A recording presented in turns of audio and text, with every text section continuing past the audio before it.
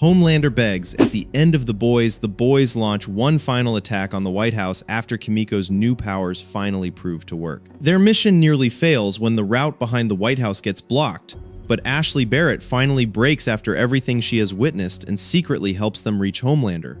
A brutal fight erupts between Homelander, Billy Butcher, and Kimiko, but the real turning point comes when Ryan arrives and helps Butcher hold Homelander down long enough for Kimiko to use her powers. Still devastated by Frenchie's death, Kimiko hesitates for a moment. Then she imagines Frenchie encouraging her to keep fighting. That gives her the strength to unleash the radiation blast, stripping Homelander of his powers and turning him into powerless. For the first time ever, Homelander is helpless, and while he desperately begs for mercy, Butcher finally kills him. But even after getting revenge, Butcher still wants every soup gone and decides to release the virus anyway. That is when Huey realizes the truth. The only way to stop another genocide is to stop Butcher himself. The finale then shifts into quieter endings for the surviving characters. Ryan leaves with Mother's Milk to start a new life away from Vought. Kimiko heads to France to honor Frenchie's memory, and Huey Campbell and Starlight finally begin a peaceful life together. Hulk kills Spidey. Spider-Man is finally fighting Hulk in Spider-Man Brand New Day,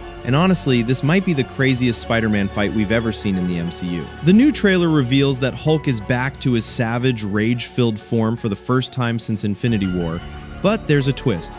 If you look closely, Hulk appears gray, suggesting that he's being controlled by a mysterious villain who's manipulating people's minds across New York City. And according to the trailer, that same threat eventually throws the entire city into chaos. That's when Spider-Man is forced to step in. The fight takes place across multiple buildings throughout New York, and Hulk is easily the strongest opponent Peter has ever faced on his own. But here's where things get interesting. Many fans believe the mysterious character played by Sadie Sink could actually be Jean Grey, which would explain the powerful mind control ability seen in the trailer. And there's already another wild theory spreading online. What if Hulk actually kills Spider-Man during their fight? We already know the symbiote has been teased, and some fans think Peter's near-death experience could be what leads to him bonding with the black suit. If that's true, Brand New Day could end with the birth of the black suit Spider-Man heading into Avengers Secret Wars. Genocide Button. Let's break down the ending to Invincible Season 4 and see what Invincible 5 could be about. So, the season ends with Mark and Thrag making a truce where the Viltrumites will live on Earth. They will not bother him as long as they reproduce in peace. They are trying to keep their species alive, and as you can see, General Craig folded immediately. And I got a feeling Lucan is going to start a morning show to blend in.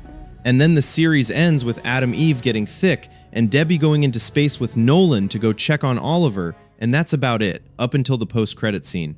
The post-credit scene shows Alan being the new leader of the coalition of planets after Thaddeus, and Thaddeus left a message in his will for Alan. He told him about the Scourge virus, and he wants him to commit genocide and kill all Viltrumites with it. I think Alan is going to go from being the most loved character to the most hated character real quick, because he's stuck in this dilemma, and if he unleashes the Scourge virus on Earth, everyone could die. I could also see the Viltrumites getting used to living on Earth, and we get space adventures with Debbie and Nolan, and we'll see Oliver all better. And now we wait 1 year for Season 5. Black hole over Metropolis. Now we going on Superman ending explained video, and mark my words, this scene will make you cry. In the ending, Superman escapes Lex Luthor's kryptonite trap with help from Metamorpho. Furious, Lex activates a dimensional rift over Metropolis, and a black hole begins pulling the entire Earth into it.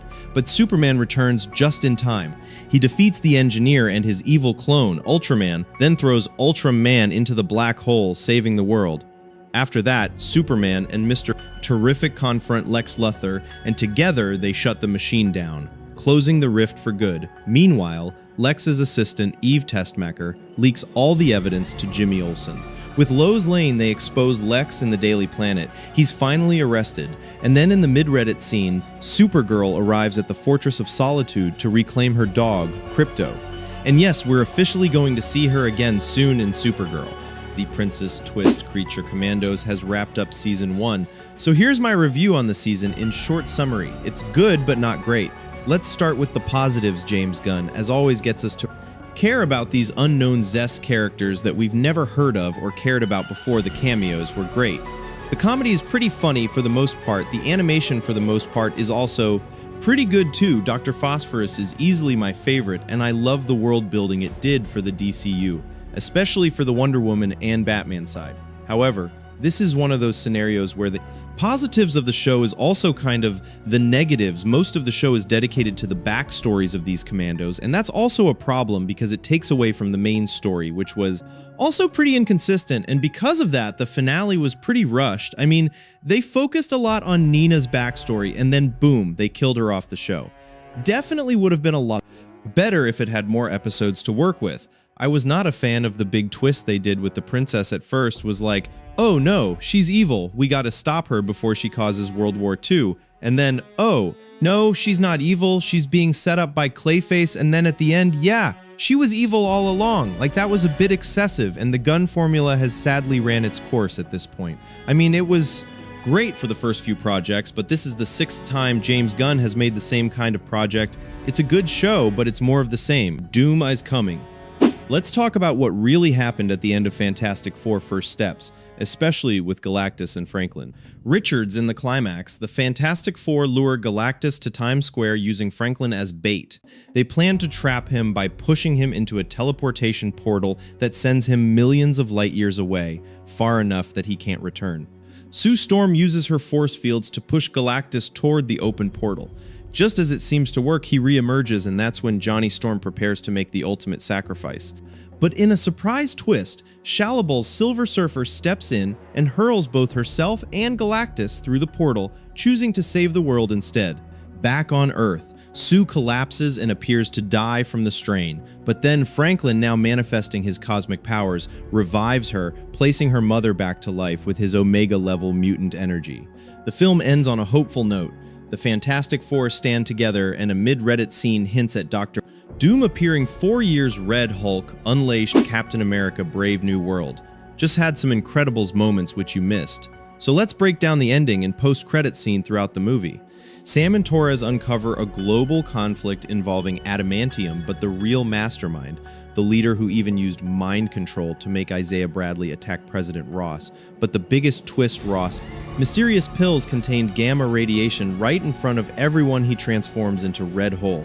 Unleashing chaos in one of the movie's most intense action sequences, Sam eventually calms him down, forcing him to revert back to human form, and Ross is locked away in the raft. Then comes the post-credit scene. Sam visits the leader in prison, and he drops a chilling warning that incursions are coming, and the multiverse is on the brink of war. So is this Marvel's setup for Secret Wars? Comment below. The new Avengers. Thunderbolts ends with a post-credit scene that's both hilarious and game-changing for the MCU. We jump 14 months after the film's main events.